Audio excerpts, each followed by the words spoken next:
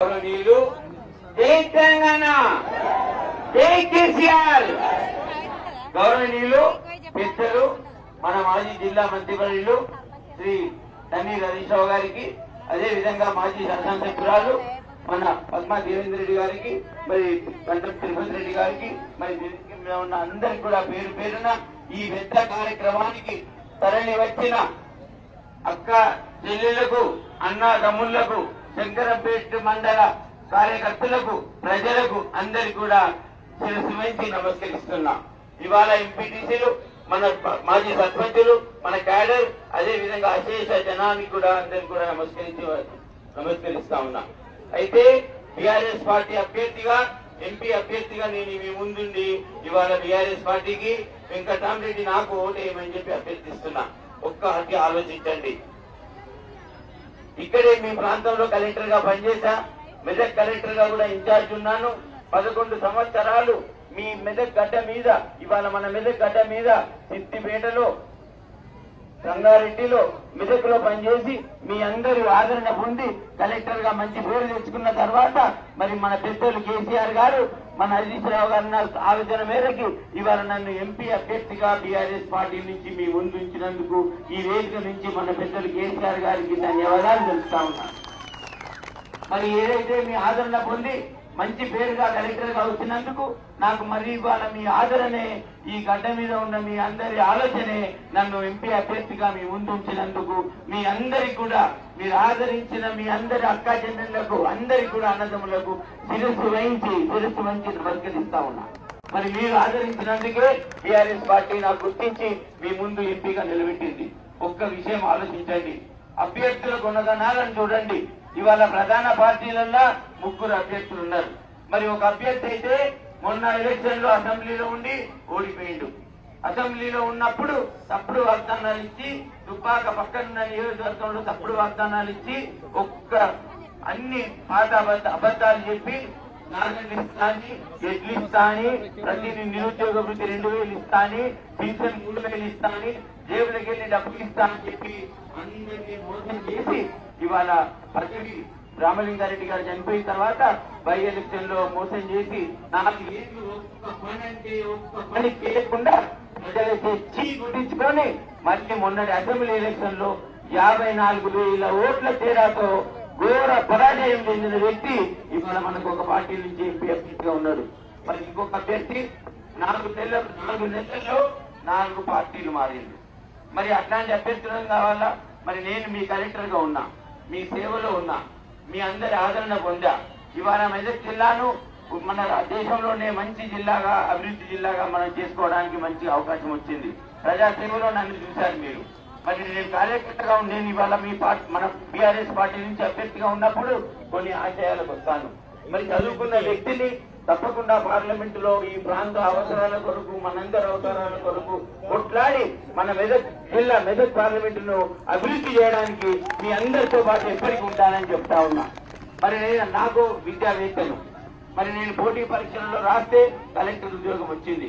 మరి కలెక్టర్ ఉద్యోగం వచ్చి మీ అందరి మధ్యలో నేను కలెక్టర్ గా పనిచేసినప్పుడు మరి నేను కూడా నాకున్న విద్య 10 మంది కుటుంబాలకు అందాలి, 1000 సంఖ్యలో కుటుంబాలకు అందాలని చెప్పి ఇవాళ ఉమ్మడి కుటుంబంలో ఉన్న ఆస్తి అమ్మ అన్నను తమ్ముల్ని అందరిని అడిగి ఒక ట్రస్ట్ ఏర్పాటు చేసి మన పేద విద్యార్థుల సేవ కొరకు నేను ఇవాళ మీ ముందుకు వస్తా ఉన్నా. 4 ముఖ్య కార్యక్రమాలు చేయడానికి ఇవాళ అక్కా జనులకు చెప్తా ఉన్నా. దయచేసి శంకరంపేట ప్రజలకు ఒక విజ్ఞప్తి చేస్తా ఉన్నా. నేను 4 నిమిషాలు మాట్లాడతా, 4 విషయాలు చెప్తాను. మీ ఇంట్లో ఎవరైతే మీరు చెప్తే ప్రేమగా వింటారో, మీ బిడ్డ ఒకసారి మంచిగా వినొచ్చు, మీ అన్న ఒకసారి మంచిగా వినొచ్చు. మరి వాళ్ళని దృష్టిలో పెట్టుకొని నన్ను ఆ విధంగా గౌరవించి, నన్ను ఆ విధంగా చూసి నేను చెప్పిన 4 వాక్యాలు వినండి. సైలెంట్ గా విని అర్థం చేసుకోండి. నేనేంటో అనేది మీకు అర్థం అవుతుంది. నేను ఎందుకు రాజకీయాలకు వస్తాను అనేది మీకు తెలుస్తుంది. నేను 4 కార్యక్రమాలు సొంతంగా చేయడానికి, మీ అందరి గుండెల్లో చచ్చిపోయేంత వరకు ఉండడానికి మీ ముందుకు వస్తా ఉన్నాను ఇవాళ. మొదటి కార్యక్రమం, నేను ఏ విధంగానైతే చదువుకున్నప్పుడు, కలెక్టర్ గా ఉన్నప్పుడు పేద కుటుంబాలు, నిరుపేద కుటుంబాలు, తల్లిదండ్రులు ఫీజు కట్టకుండా ప్రతిభ గల విద్యార్థులకు ప్రభుత్వ సాయం కావాలని ఆఫీసర్ల దగ్గరకు వచ్చినప్పుడు చూశాను. మరి వాళ్ళకు ఫీజు కట్టాలంటే 50,000 70,000 సంవత్సరానికి కట్టాలంటే పేద కుటుంబాలకు అందరికీ ఉండదు. మన ఊళ్ళో అందరికీ ఉన్న కుటుంబాలు కావు. మరి వాళ్ళ కొరకు ఒక ట్రస్ట్ ఏర్పాటు చేసి కుటుంబ ఆస్తి నుంచి కొంత ఫీజులు కట్టడానికి 1000ల సంఖ్యలో విద్యార్థులకు పేద కుటుంబాలకు ఆదుకోవడానికి విద్యా నిధి ఏర్పాటు చేస్తా ఉన్నాం. ఆ విద్యా నిధి అంతా కూడా ఇవాళ మా దేవుని మీద ప్రమాణం చేసి చెప్తా ఉన్నా. మరి ఆ విద్యా నిధి కూడా గెలిచిన నెల రోజుల్లోపు మెదక్ నియోజకవర్గంలో హరీశన్న గారి ఆధ్వర్యంలో, పద్మమ్మ గారి ఆధ్వర్యంలో, మీ అందరి సమక్షంలో ఆ ట్రస్ట్ కార్యక్రమాలు మొదలు పెడతాను. నిరుపేద కుటుంబాలకు అండగా ఉంటానని నేను చెప్తా ఉన్నాను. మరి రెండొక విషయం, మన ఊళ్ళో చాలా మంది చదువుకున్న విద్యార్థులు ఉన్నారు. పోటీ పరీక్షలు రాస్తే ఇవాళ ఎస్ఐ ఉద్యోగం వస్తుంది, బ్యాంక్ ఆఫీసర్ ఉద్యోగం వస్తుంది, రైల్వే రిక్రూట్మెంట్ లో ఉద్యోగం వస్తుంది, మరి డాక్టర్ అవుతారు. మరి అన్ని విధాల ఉద్యోగాలకు పోవాలంటే హైదరాబాద్ లో శిక్షణ కార్యక్రమం తీసుకోవాలి, కోచింగ్ సెంటర్లకు పోవాలి. మరి అక్క చెల్లెళ్ళు, అన్న తమ్ముళ్ళు ఒక్కసారి ఆలోచించండి. హైదరాబాద్కి వెళ్ళి ఒక శిక్షణ ఇవ్వాలంటే మీ కొడుకో, మీ తమ్మునికో, మీ చెల్లెకో ఇవ్వాలంటే ఒక్కొక్క పేద కుటుంబం 150,000 రూపాయల ఖర్చు వస్తుంది. మరి ఒక్క పోటీ పరీక్షలు అక్కడ పోయి 70,000 80,000 రూపాయలు ఫీజు కట్టాలి. అదే విధంగా కిరాయి రూమ్లు తీసుకోవాలి, మెస్ లో తినాలి, మరి పుస్తకాలు కొనాలి. మరి ఆ విద్యార్థులకు కోచింగ్ సెంటర్లు కూడా నేను ఇవాళ మీ అందరి సాక్షిగా చెప్తా ఉన్నాను. మీ అందరికి కూడా ఒక ప్రామిస్ చేస్తా ఉన్నా.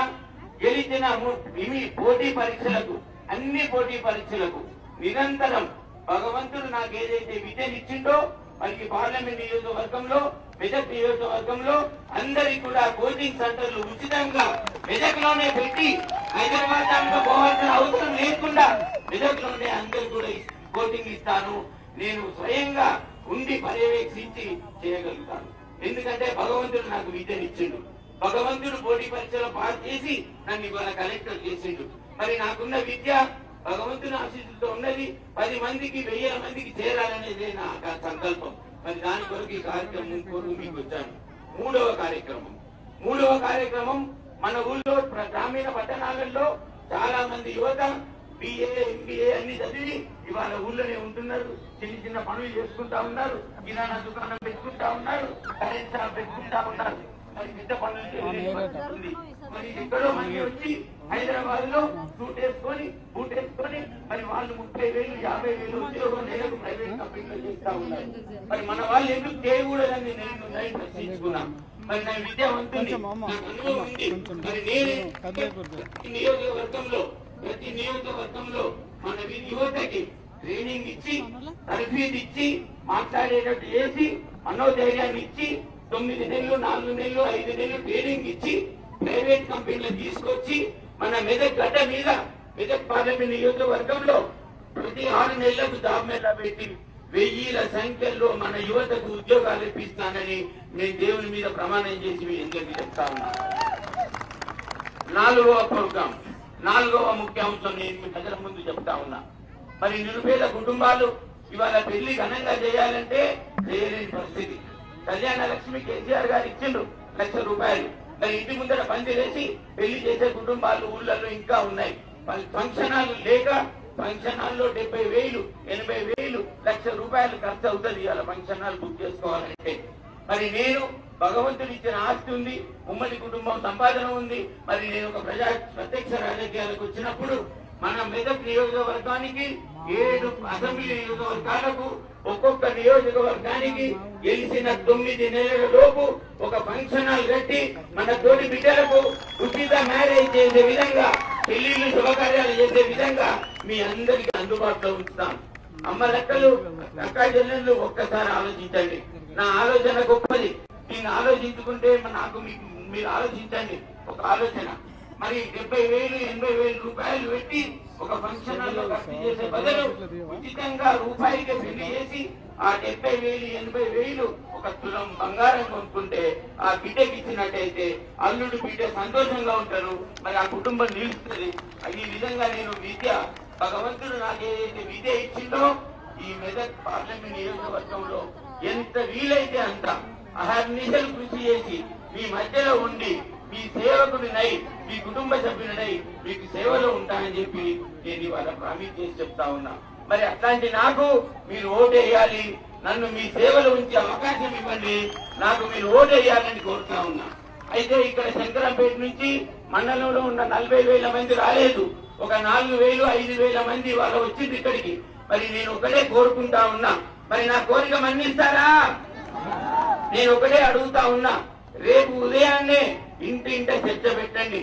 కలెక్టర్ అట ఎలక్షన్ లో నిల్చున్నాడు, కారు గుర్తు మీద నిల్చున్నాడు, మరి టీఆర్ఎస్ పార్టీ నుంచి కారు గుర్తు ఓటేయాలి అని ప్రతి మహిళ ప్రతి గ్రామంలో ఓటేసే విధంగా మీరు తోడ్పడాలి. మరి నన్ను గెలిపిస్తే మీ సేవలో ఉంటానని చెప్పి మీ అందరికీ కూడా ధన్యవాదాలు చెప్తూ